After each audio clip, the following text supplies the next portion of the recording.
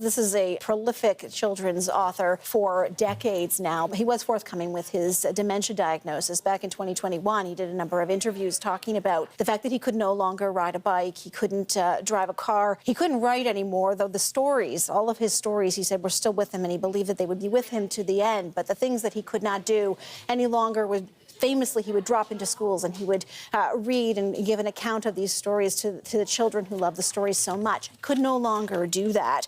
And since then, really, he has been pretty quiet. We have not heard anything from Robert Munch until over the weekend. The New York Times published a very moving profile of him. And from it, we do get some insight as to just how he is, what his condition is now.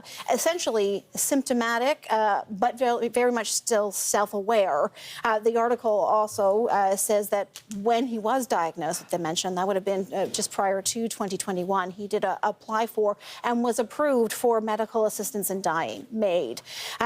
There was no indication in this article as to when he might choose to die, only that it will be his choice. And he does say that he thinks he will choose to die when I start having real trouble talking and communicating, then I'll know. And he also talks about a brother of his who had ALS, who died from ALS but didn't have that choice to make, making it clear in the article that that's not the kind of longevity that he wants. MAID has been legal in Canada since 2016, and it certainly does have both its supporters and its detractors. It's probably fair to say that Robert Munch is maybe the most high-profile person in Canada that we have had speak so publicly about that choice and what went into making that choice.